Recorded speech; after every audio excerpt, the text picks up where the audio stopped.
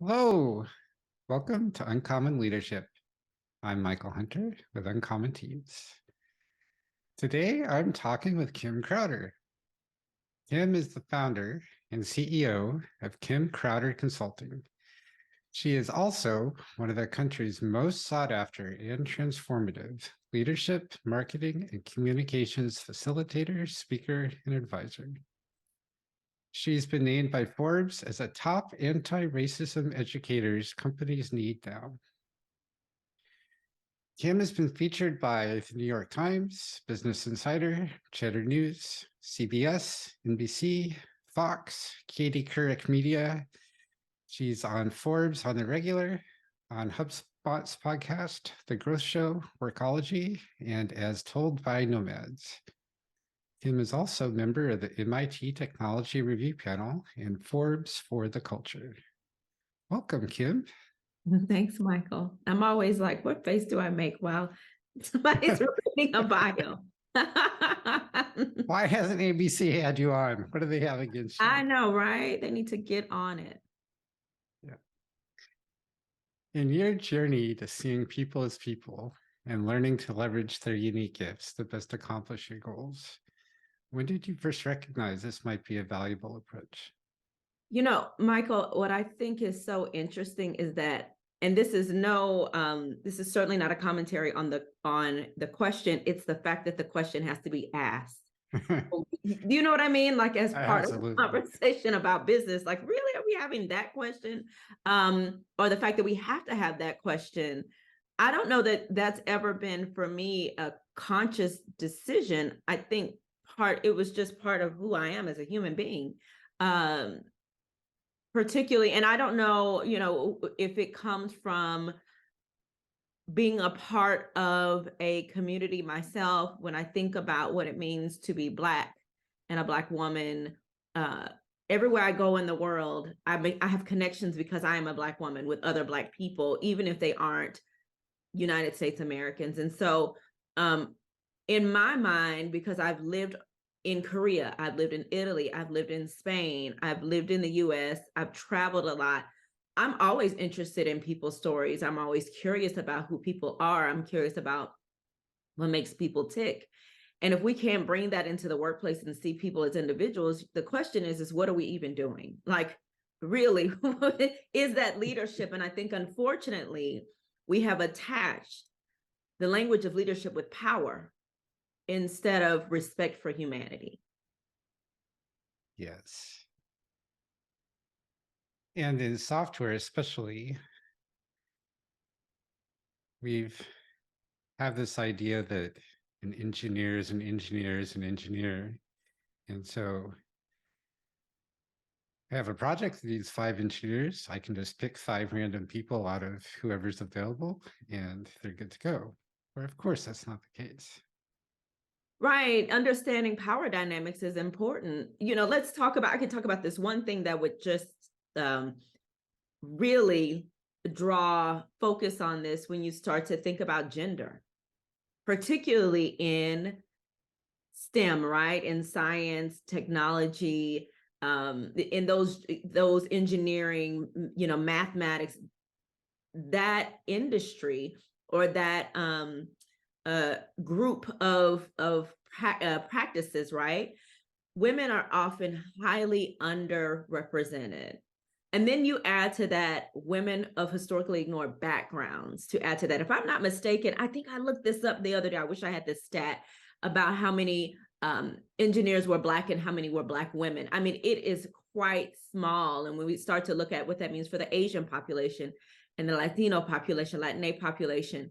And so if that is not a part of understanding group dynamics, what happens is you can have people in those groups who are, one, not being heard, who are having miserable experiences, but also people who are unable to be included in important conversations, and also included in having their intellectual property, having their brilliance on display when it's time to present that project, or when it's time to lay out who was a part of that project and how they were integral to it. Sometimes it's not even because of people trying to do it. it's by nature of connecting with folks who look like you, who you have a stronger connection to just visually at the base point, right? Who have the same types of experiences. And so that gets mixed up into the conversation unless there's a clear understanding, especially as a leader, to be able to interpret that and think through that. That doesn't mean leave people out of groups. That means put in boundaries and parameters around behavior in order to protect and support those folks who may experience some level of discrimination or not being included as part of whatever that is. And understanding where their backgrounds may lead them to a certain behavior that might cause them to be ignored or left out just because other people are more vocal or more willing to speak up or no, more willing to say, hey, boss, that does not make sense, when their culture, their upbringing, their background has taught them that's not the way you behave. Absolutely. And in STEM, it's extremely important to have this conversation because so many organizations are using talent that is outside of the company in which that, outside of the country in which that company it has headquarters or resides or started, right? So we're seeing a lot of tech and STEM and engineering work even hit the continent of Africa right now, India, Asia. When we start to think about that, those cultures are very different. And so without having understanding in place of what it means to have a global team, a truly global team, and how that impacts folks in those countries, then that is exactly it. We come in and we find that one, it's so leaning towards westernized viewpoints, westernized society. Typically, the United States is the lead in that conversation. Even thinking about language, how could language be a barrier? You use colloquialisms, you're cracking jokes that people don't understand. And then what does that mean for an extended group of people? And rarely do we ask United States Americans, even Canadians, to bend to other people's cultures. Usually we're saying we're the dominant culture here. And I'll give you an example. When I travel, one of the things that I notice is that when I'm speaking to someone, whatever other language, I am not fluent in any other language. Spanish, I understand a bit more. I can understand some Italian. But the number of people that apologize to me because their English isn't good, right? It is this expectation that they should be able to speak English, not that I am in their country and I should be the one who's the one being inconvenienced. And so that is a really strong anecdote for the ways that that can show up in workplaces. It's not always just about culture, but it's also about what it means. Like if I show up to a group like this as a Black woman, what does that mean in the ways that my culture, even though it's US American culture, I'm a Black American, even with that, there are subcultures as part of that. And so if we aren't thinking about that as part of what it means to have access and support others in the workplace, we're behind. How do I bring this up to my team? Start these conversations. Yeah, I really who should be and are you saying, let me ask, I want to clarify this question to make sure I fully understand before I answer. When you say bring this up to my team, are you saying bring this up to my team as a leader or bring this up to my team as another team member? As both. Okay, great. So one, I would say if you are, I'm going to start with a team member. There's this thing called manage up. And especially if you have more privilege. So I'm going to help not muddle more privilege. Typically in the workplaces, who has more privilege are folks, especially white men, right? Let's just hands down there. White men tend to land in leadership for all various reasons, right? I'm not going to get into that, but we do know some of that is inequitable as far as why white men are moved into leadership. So if you are a white man, and then next we find white women, right, who tend to have power in the workplace. then that conversation is what are you going to do about it? And I don't want to make any assumptions that you can have power even as a person of color, just being a leader of a team or of a department or whatever that looks like. The question is what can I implement now so that I understand what it means to support folks on my team from different backgrounds. So one of those things, just at a baseline level, is how often are you connecting with team members from backgrounds that are not like yours to really understand who they are, what kind of work that they're doing. Do you understand what it looks like to have bias in a job performance review? And also, are you taking a look at, are you seeing people in your teams that seem to buoy up on a regular basis, and have you questioned why they may be always rising at that level of promotion, right? Is it because of their background? Is it because they have more access to XYZ? Are they not a parent, which is okay? It's okay to not be a parent. But are people who are mothers being penalized for not being able to spend every hour in the workplace? And so it really is, as a leader, making sure that you understand those dynamics and get a partner, right? A partner who can support your understanding that. And as much as you can, move that up as a leader, right? We all have a version of managing up. And so no matter what level of leadership we are, we can always bring those conversations higher. I'll give you, one example is that we work with an organization where the HR person is really firm about making sure that inclusion in the workplace happens and really understanding that. And so she's the one, as a white woman, who has stood and said, hey, we need this, and really push that team to do it. And she's really unapologetic about it, which is great, right? So then we can live in that space. On the flip side, if you think about it as a team member, sometimes it depends on how much power we have as a team member. That could be different depending on the workplace. Again, also based on identity, whether or not you are heard more. And so there are things that show up in workplaces where you can certainly, if you have some level of privilege, you can yourself talk to your leadership about how important this is to the organization. If you need to do your research, find out why, like based on what is important to the organization, how is this going to impact what that looks like. And then also you can stop in those moments that you see it happening. One of the things that's always a big one is who gets credit for what. And so let's say we're in a team meeting and I raise my hand and say something, and it kind of just gets swept under the rug, but the guy across from me says the exact same thing, and now he's championed for it. And that is a great opportunity for a team member to go, oh, actually, this is what Kim said. So why don't we let Kim expound on what she meant when she said that a few minutes ago, right? It is turning that away, turning that that light away and putting it somewhere else. And that takes practice. It takes practice for people to even understand when that's happening, right? Because a lot of being able to detect that is based on your own background, your own experiences, your exposure, and your self-awareness around this.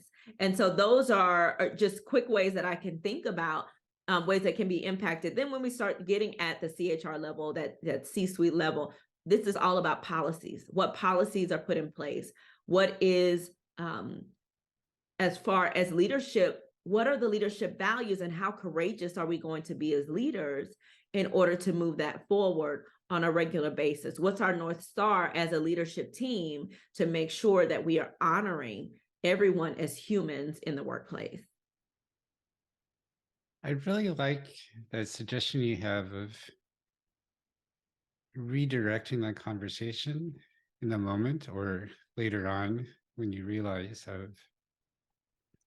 I said a thing, I don't get recognized. Someone else says the same thing, they get recognized, and then redirecting it back that, oh, hey, Michael just said that as well. We've heard your perspective, person who got recognized. Well, now let's hear what Michael had to say. Because the person who's not getting recognized almost certainly has a different perspective than everyone else in the room, just because everyone in the room has a different perspective from everyone else. And so the more we can, A, make visible that this disparity in recognition is happening, and then B, encourage the people who are not being recognized to continue to speak up and to highlight them specifically, the more likely they will be to continue to speak up, and the more likely everyone else will be recognized, both the dynamics of what just happened and also to start recognizing everyone. That's the hope. It certainly is the hope.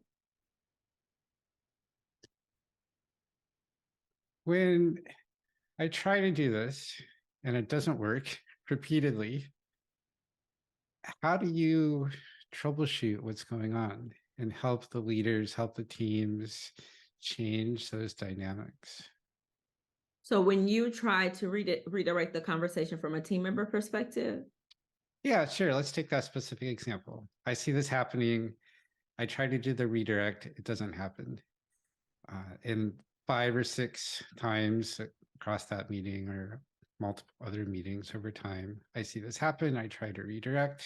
It keeps not working.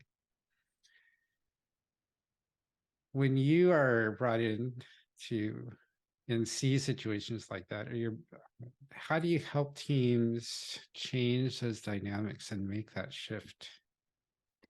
Yeah, usually when we are working with organizations, we're working with on the leadership level. And so a lot of that is helping leaders see that and understand the impacts of that, so that they themselves can be the ones who are pausing and saying, actually, this person needs to, or when that person says something, leaning into that. Can you tell me more about what you're thinking around that? And also leaders providing opportunities for people to speak outside of meetings. And what I mean by that is everyone is just not good on the fly. You know what I mean? Like, some people plan scripts to get in order to get into a meeting. When you're talking about language barriers, culturally, that can be a part of it. Who had more time to research? All of this plays a role, right? And so great leaders understand that, for instance, something happens in a meeting, even if that leader pauses and says, can you explain more? Maybe in that moment, that person can't quite articulate, say, you know what, let's do this. Can we have you come, or like, write up a summary of what you're thinking and share that back out with the team? This is deeply important, and we want to make sure we understand. And if we need to, we can call another quick team meeting to discuss it, if it's part of the part of the way to move this project forward. And so it is finding ways to engage people in ways that are not actively extroverted, right? Because we sort of have an environment that expects everyone to be extroverted, and that's not necessarily the case. And then also, as you mentioned, Michael, culturally, it may not be that is how someone communicates on a regular basis. When we start talking about being neurodiverse and what that means in a moment, right? I just can't think that quickly. It's just not who I am. Or now this is information for me to have. I need to go back and sit with it and come back with a response. And so what I believe strongly is that, from the leadership piece, if leadership is active in this, that is where it can become part of a departmental culture, a part of a workplace culture. And as part of this, that there's accountability in place to support the movement of this forward on a regular basis. And so accountability can look like, in a job performance review, what does that look like, so that you're pinpointing whether or not a leader has actively done their due diligence to understand what support other team members need. And that could be something around noticing who gets on certain projects, what language is used in emails. There is software that can pause language if the language is, you think about Textio, for instance, if the language is inequitable, or the language is in some way discriminatory, or focuses more on male gender, right? Well, male is not a gender, but men as a gender, right? And so there are ways to implement this that connects with accountability, so that it's not only a theory or a concept in a workplace, it is actually something that's in the workplace culture's bones for the long term, no matter who is in that role. So it all comes down to reflecting and then raising visibility. It does, and it also comes down to being willing to share power. Right? If you are in a department, an organization, and you notice that the leadership all looks the same, there's a reason that's happening. Are we willing to question it? That's why is this happening? How have we not actively advanced women of color, people with disabilities, folks who are LGBTQIA plus, people who don't sit on US soil, right? Why is this actively not happening? And what are ways that we as an organization can shift so that that does become a part of it? The truth of the matter is, Michael, you and I both know that the United States in and of itself is becoming more and more diverse around race. It is. We also know that Gen Z as a group and millennials are pushing towards active diversity, equity, and inclusion, with just expectations of being treated like human beings in the workplace. I think some of the things that past generations kind of put up with for a long time, or did not implement or really consider until later in their careers, what we find is that Gen Zs and millennials show up with those expectations, right? Even around salary, like Gen Zs won't apply for jobs that, a large amount won't apply for jobs if there is no pay transparency. Good on them, right? Good on them. I wish that was something that I would have thought about years ago, because we just accepted it as status quo, right? And so the hope is that each generation gets more informed, right, about things like this. So that's what we know. We also know that when we look at the global population, only 16%, if I'm not mistaken, 16% are white, right? And so the truth of the matter is that this is a continuum. And for those organizations that want to be relevant well into the future, we really do have to look at, what does this mean in the landscape of business? It's not, a lot of times as businesses, we try to operate as if we're in our own little bubbles, as if the things that are happening in society don't impact us. In fact, it does. And what we are finding more is that team members have the expectation that organizations recognize how societal issues impact their workplace experiences.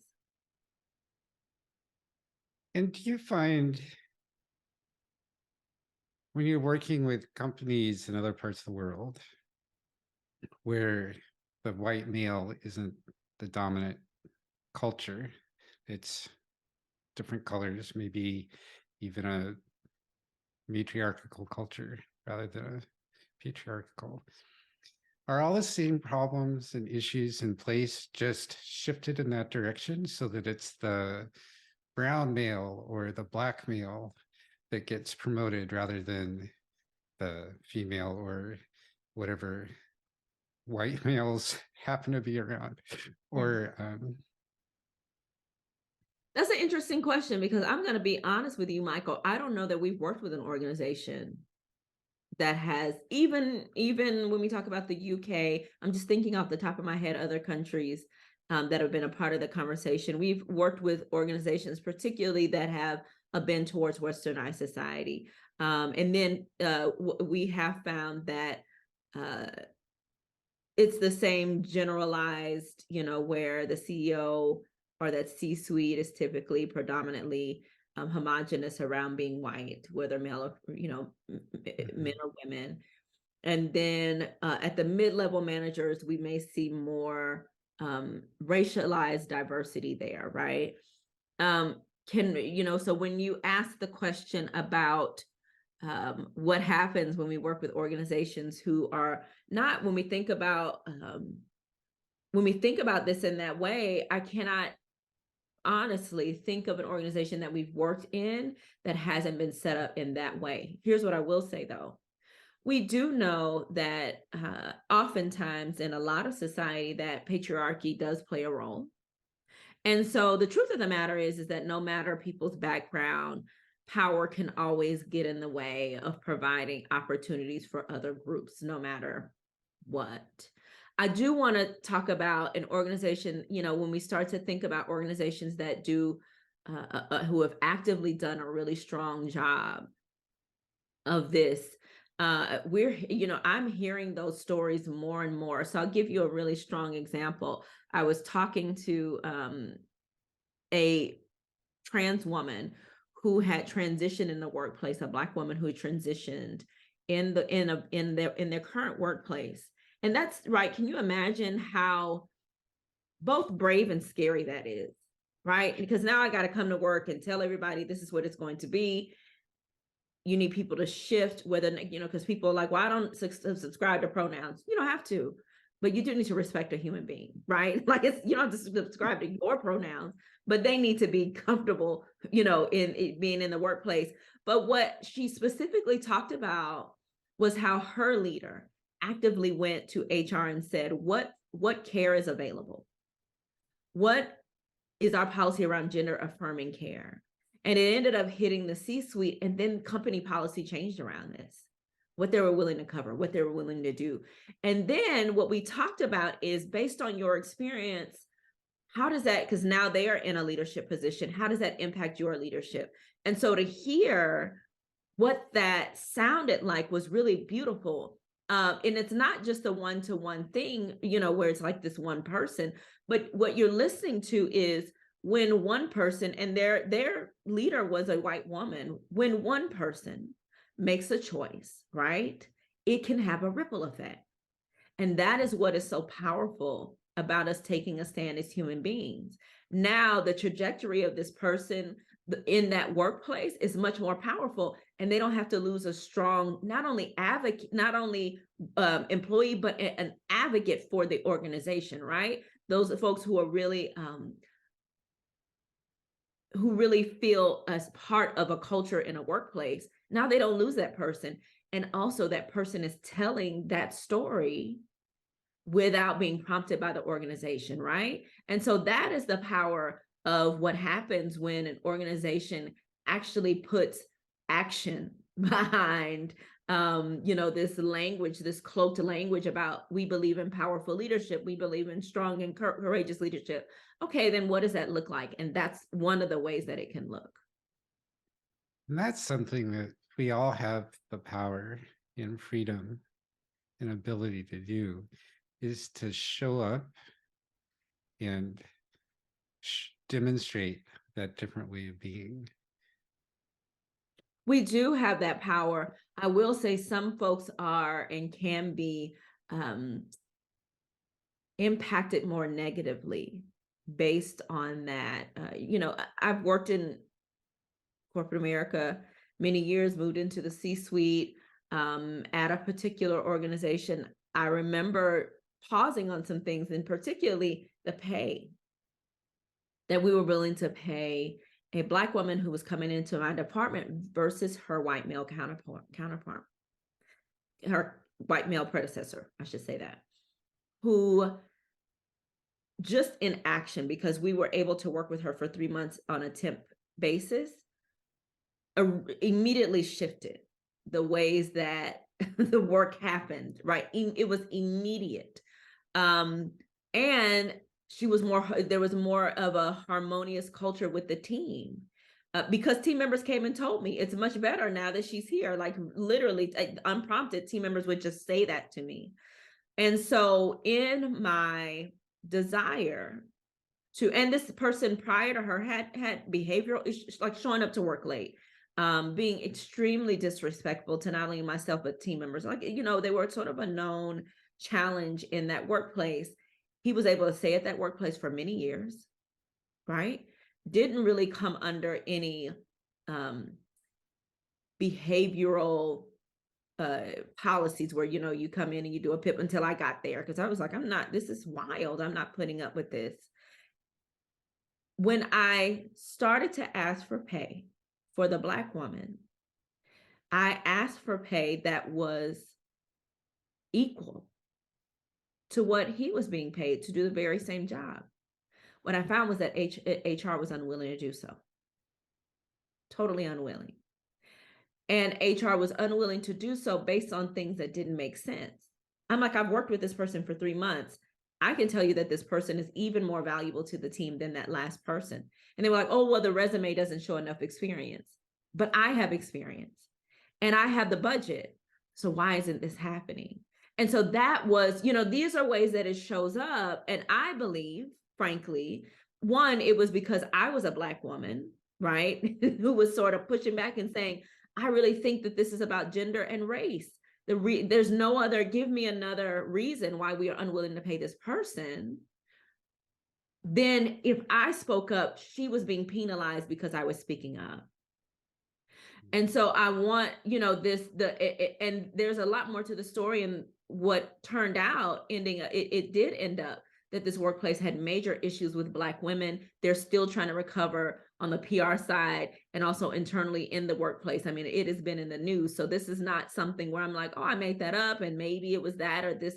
This is a lived experience that over the years I watched the fallout of that.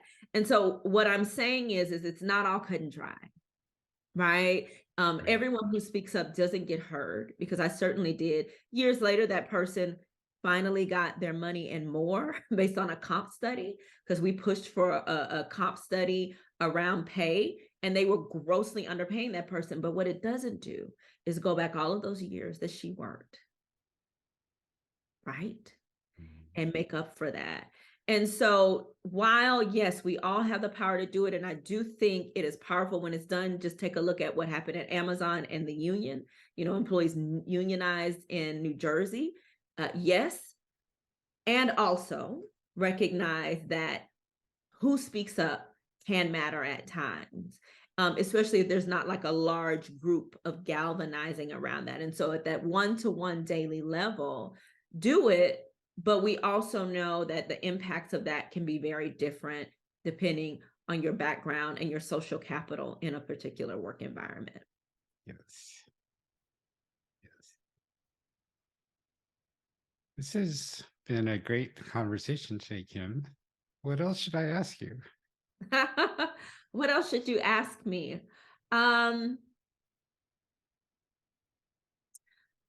One of the things that I don't know if it's a question or a commentary or whatever, how can organizations identify their leadership values as at an organizational level, but also at a departmental level?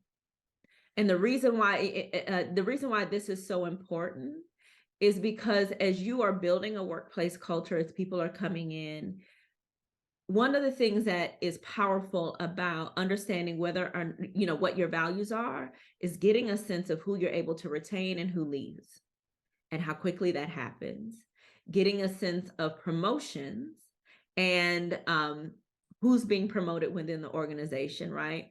And also taking a look at whether or not the organization in and of itself is innovating on a regular basis in a space, whatever that is. And so when we look at values, sometimes your values can be dictated just by that information and not even by what people say their values are. We grossly underestimate our ability to be inclusive or our ability to understand different cultures and backgrounds other than our own. We grossly overestimate what that looks like. And so if that's the case, then what we need to do is take a look at the outcome. And so the more that organizations are willing to take a look at outcomes and then reverse engineer that into, okay, what are our leadership values? Even though we say this is what's showing up. And so if we've made a promise to inclusion and to equity in the workplace, maybe what we're doing is not quite there. And so it is a real layout of not only your values as words, but what does that look like in action and in practice in those workplaces as leaders. And then based on that, what needs to shift and change over time? What does that look like as leaders? What do we have to shift and change as a department in order to move that forward? What are the outcomes we have now? What are the outcomes we desire? Mm-hmm. That shows us the delta. How do we start moving from the former to the latter? Period. That's it. It's so easy. Thank you for solving all our problems today, Kim. It's not that easy. If it were, we wouldn't be here. I know. But conceptually, it is easy. And for those organizations that are willing to step in with 2 feet, I can tell you they are mitigating risk. They are making sure that things that could have been really detrimental to the brand overall or the organization overall does not go unnoticed, because they are actively involved in listening to other folks with different backgrounds and seeing things in different ways and presenting those things differently, and understanding that their audiences are going to receive, and things will land a certain way with their audiences, whether those audiences be internally, externally, board members, whatever. And so there's real power in understanding that, actively making sure that an organization is living right in action the things that they say they believe is imperative. It is a smart business function. And so the more that we think about it as a smart business function, and also as great for humanity, the better. 100%. For people who are bought into everything we talked about today, or maybe not so bought in, but open to learning more, what's the best way for them to connect with you? Yeah, the best way to connect is 2 ways. One, on LinkedIn, you can find myself. You can find Kim Crowder or Kim Crowder Consulting on LinkedIn. Search Kim Crowder. I'll pop up, I promise. And then also, a Kim Crowder is like a crowd of people with an ER at the end. And then also go to kimcrowderconsulting.com, sign up for that newsletter. That it's chock full of information. Very soon we'll be splitting that newsletter up so that you can get the information that connects with your area of focus the most. So stay tuned for that. But sign up for that newsletter at kimcrowderconsulting.com or find me on LinkedIn. Great. And what would you like to leave our audience with today? I would say that we are at a pivotal point in history. I really believe that. And that in this moment, we are writing what future generations say and believe about us. We are deciding what our legacy is going to be right now, today. And the more that we are desirous of history to show us in a light of positivity, of the ways that we wish people remembered us, those actions, those choices start now at that leadership level. And we are seeing the crux of the, sort of this thing that's coming to a head. And what I believe is that there are folks who are ready to do this. There could just be fear around that. That's okay. Lean into that, attack that, figure out what that is. If you've never seen examples of leaders who have done this, search them out, find them, right? So that you can at least have a far away connection with someone who's already doing this. And so again, courageous leadership is powerful. And the more that we as leaders are willing to be self-reflective and self-aware, the more that we're able to expand our ability to see others. That sounds beautiful.